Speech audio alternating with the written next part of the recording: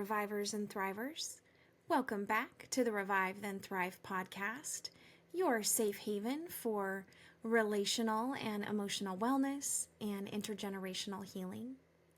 I'm your host, Hallelujah Adams, LMFT and relational therapist.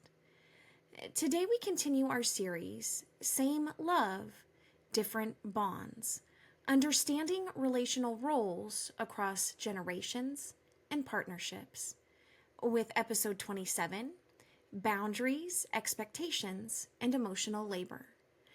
This episode invites us to look honestly and gently at the weight we carry in our closest relationships. Because emotional labor is real, and so are the costs of unclear expectations and blurred boundaries.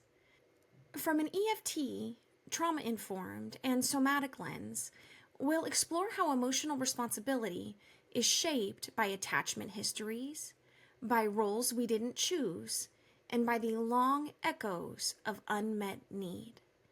Before we dive in, I want to name something important. Everything we explore on this podcast, I'm practicing too.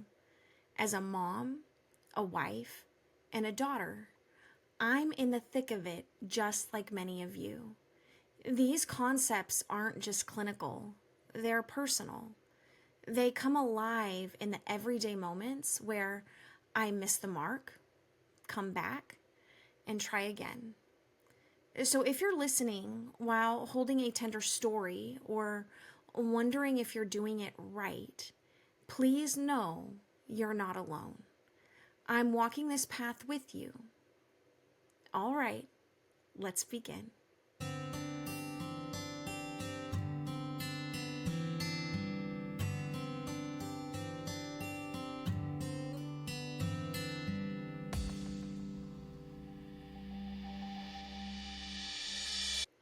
Emotional labor refers to the invisible work of holding the emotional tone, resolving tension, tracking others' moods, and carrying the responsibility of connection.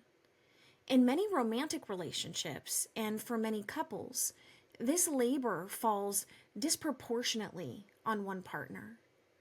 Often, the more emotionally attuned partner becomes the emotional manager, not by agreement, but by default. Gottman calls this imbalance a key predictor of dissatisfaction, because one partner begins to feel overwhelmed while the other becomes emotionally dependent without realizing it.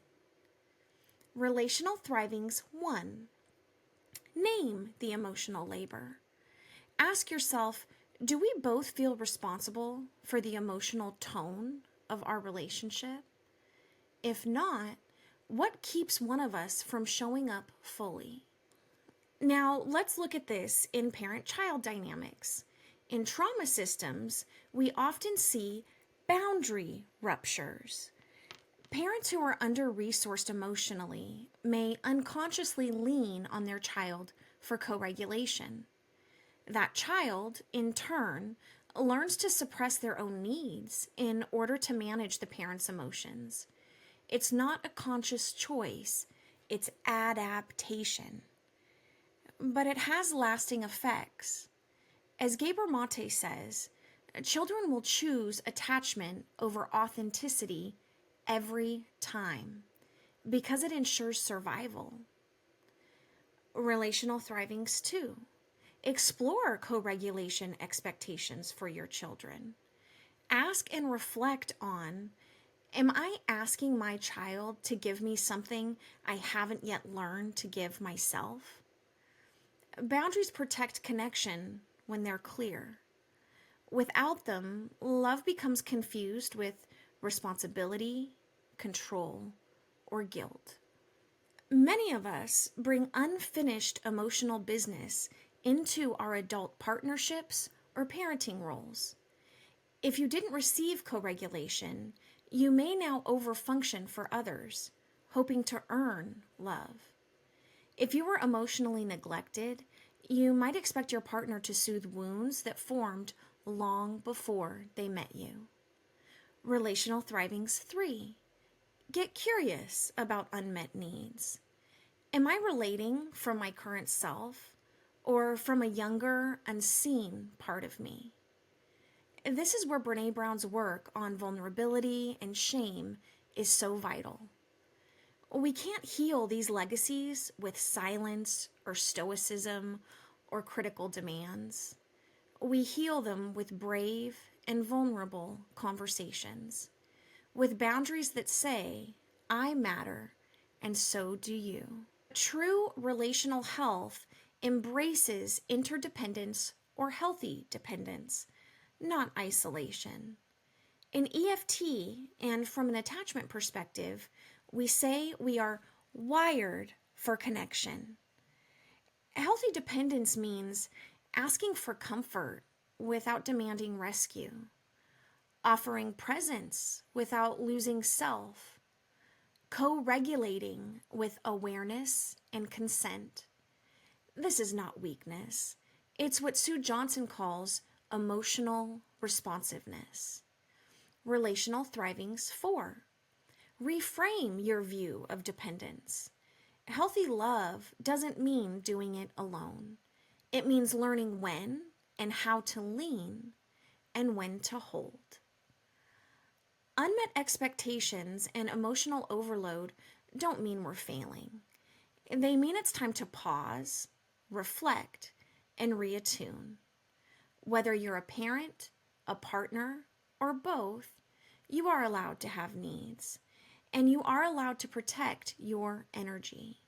The key is intentionality, naming what you need, owning what's yours, and letting others do the same. As always, we are moving from surviving to thriving. Next time on the Revive Then Thrive podcast, we'll explore a topic that so many of us wrestle with. Episode 28, When the Roles Reverse, Navigating Parent-Adult-Child Relationships. What happens when we're no longer children, but our parents still relate to us like we are? Or when we feel guilted into being the emotional caretaker? We'll explore shifting from child caregiver to adult-adult dynamics, repairing emotional wounds while holding healthy boundaries, and how to begin reparenting the relationship with compassion and clarity. Until we meet again, I'm Hallelujah Adams. Be kind to your nervous system, clear in your boundaries, and brave in your connections. Hugging your hearts, y'all. See you next time.